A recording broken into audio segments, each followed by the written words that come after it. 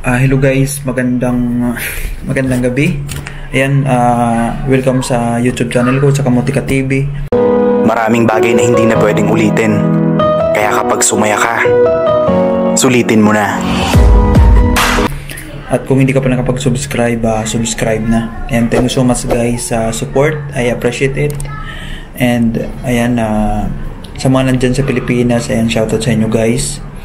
And ayan, marami tayong viewers andito sa Macau. Ayan, shoutout sa inyo, shoutout sa lahat. And gusto ko shoutout yung mga papunta ng Macau. Ayan, good luck sa inyo guys. And galingan nyo sa interview sa immigration, yung mga galing sa Pinas. And sa mga mag-cross country is ayan, wala tayong problema pagpunta ng Macau. And for sure sa Hong Kong yung flight nyo, kung walang direct Macau is Hong Kong. Ayan, guys, ingat po tayo lagi sa mga mag-cross country. And ayan, talagang kung mag-cross country kayo ng Macau guys is mag-iingat. Ayan, napanoorin yung vlog ko muna bago kayo mag-Macau, para may idea kayo dito sa Macau. Yan, nire-recommend ko yung channel ko sa mga gusto maghanap ng trabaho dito sa Macau, na magtuturist. Pero yung mga magtuturist talaga na gusto ng mabyo is hindi to advisable sa iyo. Itong channel na to is for the sa mga maghanap ng trabaho dito sa Macau. Ayun guys, thank you so much sa support. And ayan, sa mga hindi pa nakapag-subscribe, subscribe nya.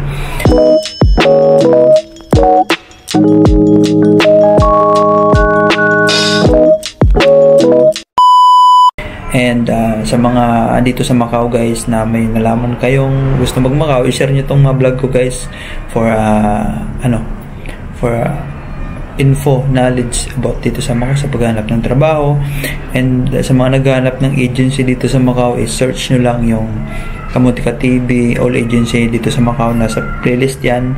Andyan lahat mga agency dito sa Macau na pwede nyo puntahan sa mga andito sa Macau. Sa mga magpupunta pa lang ng Macau is ayan, panoorin yung channel ko para magkaroon kayo ng idea, especially sa mga bago. Ayan, panoorin yung mga scam.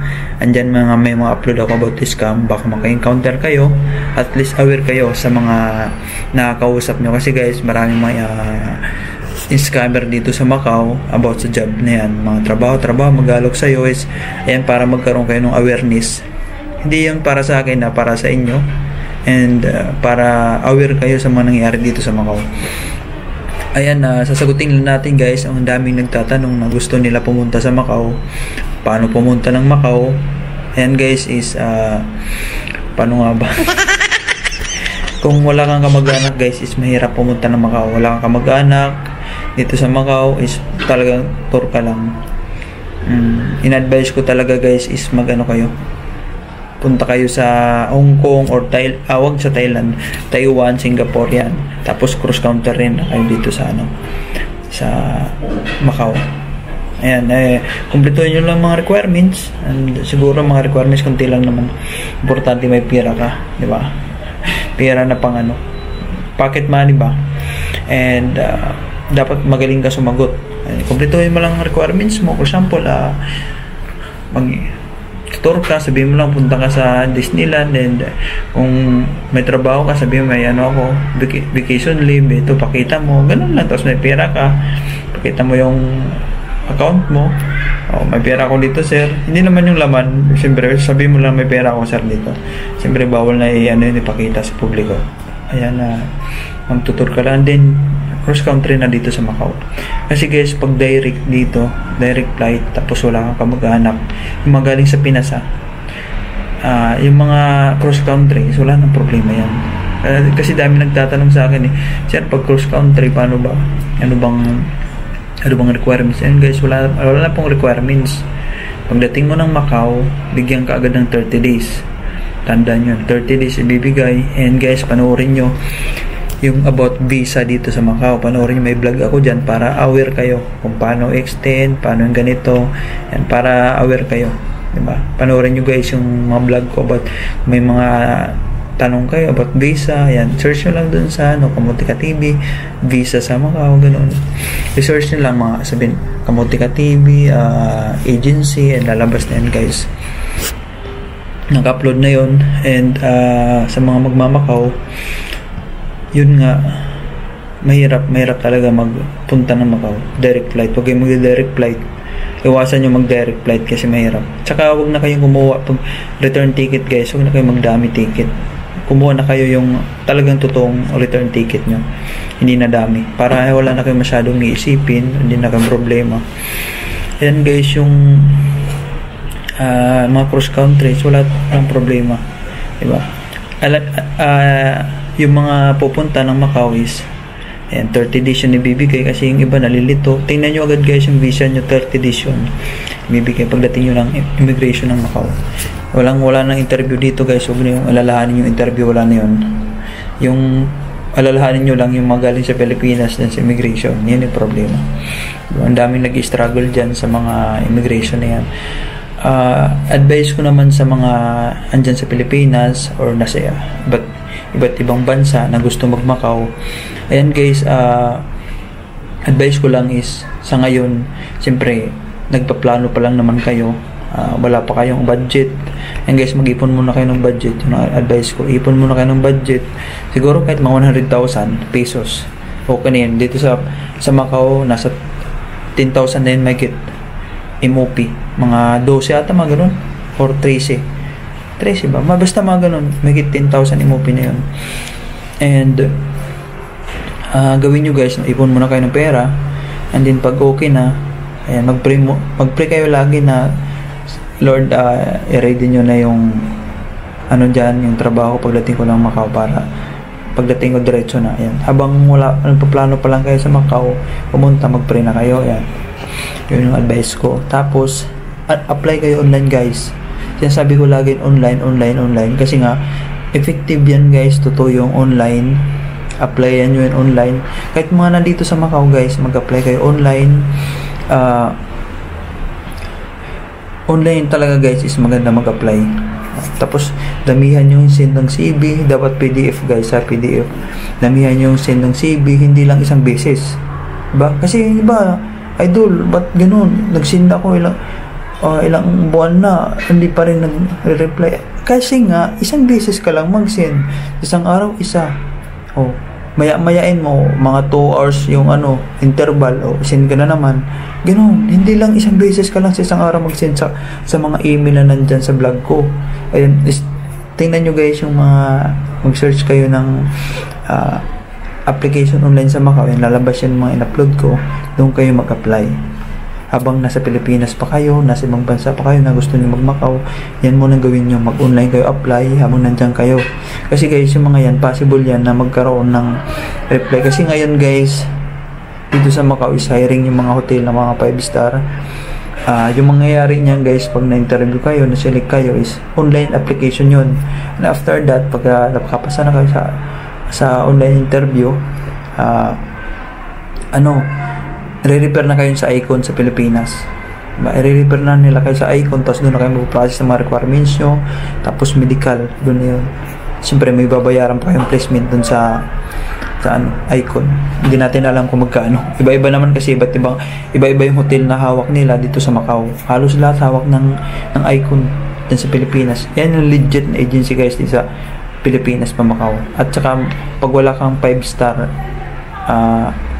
diyan sa diyan sa Icon, pag nag-apply ka, pag wala kang 5 star na na experience na hotel, mahirapan ka dyan guys mag-apply. Ganun. Mga 5 star kasi kinukuha nila, kasi nga dito sa Macau mga 5 star yung dadat mong trabaho. At ayan, malaki naman sahod guys dyan sa pag dyan ka nag-apply sa Icon. Legit yun na agency. Sila lang magpa-process niyan, pero hindi ka na nila hawak. Sila lang magpa-process ng papel mo dyan sa Pilipinas, and after that is papadala ka na nila dito sa Macau. Hindi ka na nila hawak. Sila lang magpa-process. Yun. Ayan, mag-apply na kayo dyan online habang nandyan pa kayo, para habang wala pa tayong budget. Ayan, online yan guys. Wala namang gas. Internet lang yung kailangan mo. Ayan, tsagaan mo yan. Tsagain ka habang nasa Pilipinas ka.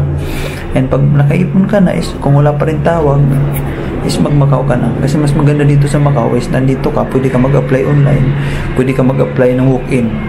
Ganun. Dito guys, papunta ng Macau is mahirap pag galing sa Pilipinas. Diba? Mahirap. Yung way mo lang guys na maghanap ng trabaho dito sa Macau is mag-tourist ka tapos maghanap ng trabaho. Gano'n. Yun lang yung way mo para makahanap ka ng trabaho dito sa Macau. Kasi dito sa Macau guys, kung mag-apply ka talaga ng mabilis na trabaho, talagang kung gusto mo talaga makahanap mga agad ng trabaho dito sa Macau is magsipag ka talaga. Sipagan mo, tiyaga, sipag, dasal. Yan. Yan, tatlo na yan. Pag meron ka yan, ang bilis mo makahanap trabaho. Yan, sinasuggest ko lagi sa mga mandirigma dito sa Macau na wag talaga tamarin. Kahit maulan, bagyo man yan, o mainit, talagang punta pa rin. Diba? Kasi ang dami dito, marami naghanap ng trabaho dito sa Macau, pero hindi naman lahat yan nag-a-apply talaga. 2 agency lang pupunta. Uwi na. Ganun. Ikaw, kung lahat mo ng agency na nasa playlist ko, pinupuntan mo yan, 2 to 3 weeks, I assure you, makakahanap ka na ng trabaho. Diba? Ang dami na nagsumubok niyan, ang dami na nag-try na ginawa yan na challenge. Yan, daming nakahanap sila agad ng trabaho. Diba? Kasi nga, tapos, sipag talaga. Sipag. Kung wala ka niyan, guys, magbili ka na ng ticket in advance para mas mura-mura. Diba? At saka wag kang magano guys wag kang didepende sa ibang tao. Dapat nakadepende ka sa sarili mo, 'di ba? Ayan, may mga address na, may mga yung mga agency na sa playlist ko na imposible hindi ka makapagsulo, mag-alis. Kasi yan may mga kung anong sasakyan mo, kung saan banda, andyan hindi ka maliligaw. Diba? Magsulok ka, and mas maganda magsulo kasi lahat mapupunta mo ng agency. At isa pa guys, huwag kayong mahihiya. Yan yung sinasabi ko na wag kayong mahihiya. Kasi dito sa Macau, pag mahihiyain kayo, walang mangyayari sa buhay mo. Totoo yan. Dapat makapal yung mukha mo. Yan, kaya nyo yan, yung mapupunta pa lang ng Macau. Ayan, naman nagtatanong kung next year ba may quota. Yan guys, may quota sa March. Ayan, maraming quota sa March. Kung pupunta ka, March na pumunta. Huwag ka na pumunta ng January, meron din naman. Meron January, February, yan. Meron yan yung kunti lang yan, mga may quota. Yung mga months na yan. Pero March, maraming quota niyan. March, May. Yan. April kasi maraming holiday yan, di ba? Maraming holiday. May kasi ano yun eh.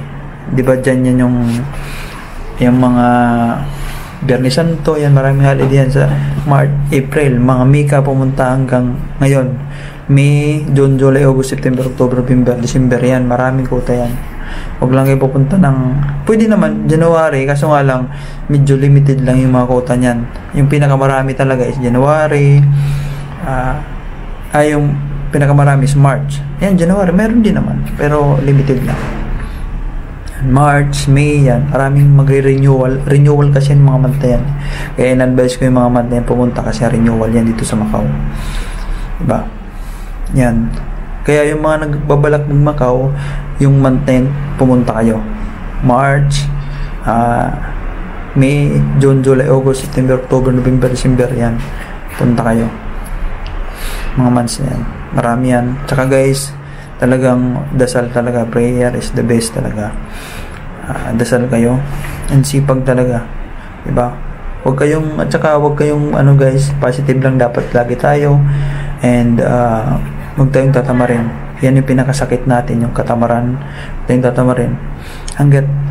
Kasi guys, yung visa natin is nagbabawasan. Hindi yan palaglag, pabawas ng pabawas yan. Kaya in-advise ko kahit Sabado-Linggo, alis kayo. Kasi mayroon mga agency na bukas, mga ganong araw. Diba? Hindi naman lahat, kaso nga lang, may bukas pa rin. Diba? At least, hindi masayang yung araw mo. Diba? Yung Sabado-Linggo, kung hindi ka alis, automatic bawas na yun sa visa mo Kaya malis ka pa rin. Ayan yung mga pupunta ng Macau na nagdadalawang isip. Guys, kung puro ganyan yung iniisip nyo is walang mangyayari. Diba? Walang mangyayari sa mga ginagawa nyo na what if na yan. Huwag, dapat positive kayo. Pag sinabi nyo pupunta ko ng Macau, maghanap po ng trabaho, dapat panindigan mo yan. Diba? Tsaka kung puro ka lang what if, walang mangyayari. Talagang ituloy mo kung gusto mo. Diba? Walang mangyayari sa'yo pag puro ka lang plano. Tuloy mo, pumunta ka. Diba? Tsaka huwag kayong makikinig sa mga sabi-sabi dyan sa mga gilid-gilid na wala, di ka makakatrabaho, ang dami naghanap ng trabaho ngayon, walang mga quota. Hindi yan totoo. Hindi nila alam yung sitwasyon ng mga agency. Puro ano lang yan sila. Haka-haka. Ang dami, nga, marami nag-a-apply, pero hindi yan lahat nag-a-apply talaga yung totoo. Hindi yan masisipag, mga tamad yan. Kukunti lang kayo na masipag kung masipag ka. Yan, mag-online kayo guys, mag-online habang wala pa kayong budget pa Macau. Yan, 30 days agad ibibigay sa inyo pagdating nyo ng Macau. Bahala na kayo kung anong gawin nyo sa 30 days. And yan, may mga visa ano ako dyan in-upload para hindi kayo malito about sa visa. Panoorin nyo guys, panoorin nyo yung mga vlog ko para magkaroon kayo ng knowledge, diba? Hindi yan hindi yan pinopromote ko yun yung mga vlog ko para sa inyo na naghanap ng trabaho, para magkaroon kayo ng knowledge. Hindi yun para dumami yung views ko. Hindi ikaw kung ayaw mong manood is ikaw, diba? Nasa sayo naman yun. Kung gusto mo ng kaalaman about Macau is ikaw, nasa sayo na yun, diba? Ayan na, shoutout sa lahat guys, and salamat may mga viewers tayo sa iba't ibang bansa na naghahanap ng trabaho. Ayan, pumunta lang kayo ng Macau habang hindi pa masyado mahigpit, kasi soon alam ko maghigpit na yan. And ayan, habang maaga pa, diba? Ayan, sa mga Middle East, Pilipinas, mostly ganun, gusto mag-cross country, ayan, pumunta na kayo guys dito sa Macau.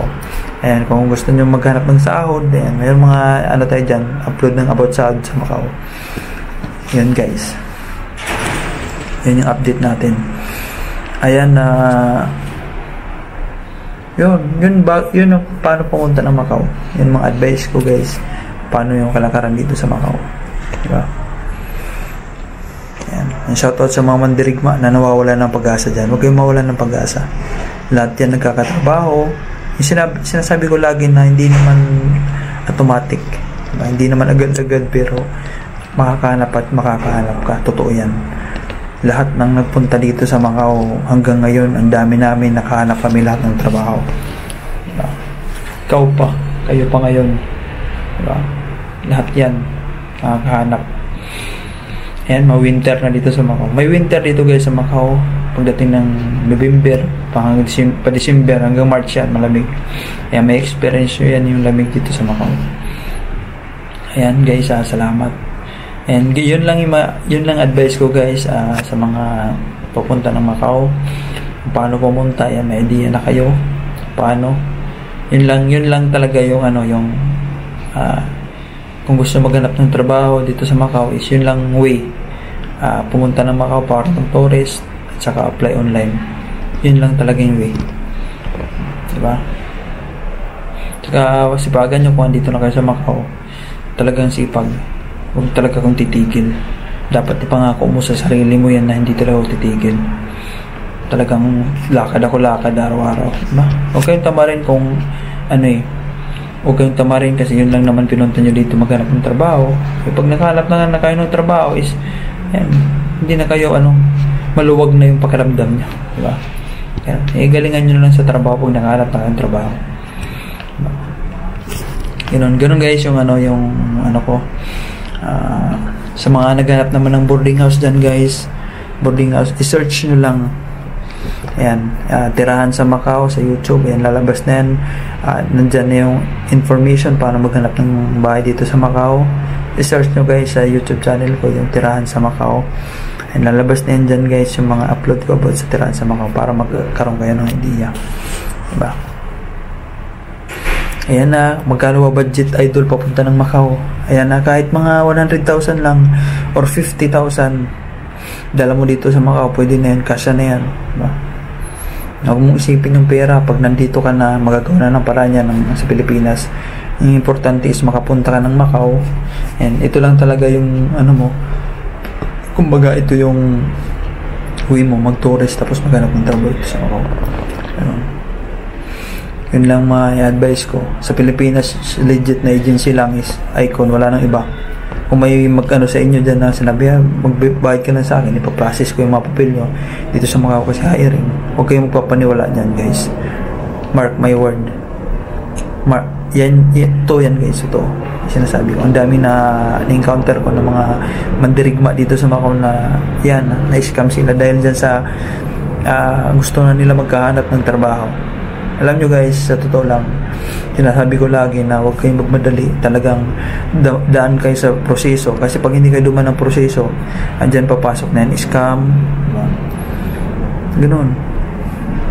Yung may mag-alok lang sa'yo na bigyan kita ng trabaho, kasi paubos ng visa mo, magbigay ka lang na ganito. Ayan guys, hindi legit yan, scam yan. Yeah? Kung agency magsasabi sa'yo, maniniwala pa ako. Pero kung nakita mo lang, nakasalubong mo lang dyan sa San Malo, sa park dito sa Macau, ay nako, negative yan guys, negative. Hindi yan hindi legit yan. Kaya sabi ko, taguin yung pera nyo para in case na magkaroon na talaga ng placement sa mga in-applyan nyo, is hindi na kayo merapan kasi may nakatago na, diba? Bigay nyo na lang sa totoong panoorin nyo guys yung mga vlog ko sa scam para hindi kayo may scam dito sa Macau, diba?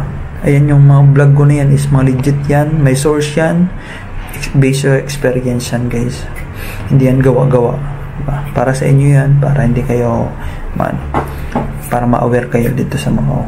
Yan. Salamat guys sa support. And ano pa ba, mag-download kayo guys ng traveling apps pagdating ng Macau. Bili kayo ng SIM card ng Macau para yun may ilagay nyo sa CV nyo yung number nyo. And ayan, download kayo ng WeChat kasi WeChat yung gamit dito sa Macau, diba? Yan. Kaya nyo yan guys, dasal lang, kaya nyo yan, diba? Sila nga nakaya, ikaw pa. Ayan na, shoutout sa lahat, shoutout sa mga mandirigma dito sa Macau. Kaya nyo yan guys, huwag kayo mawala ng pag-asa, positive lang and prayer, diba? Yun lang guys, may advice ko, and sana may natutunan tayo. And ayan, sa next video continue natin. Thank you so much guys, and I love you all.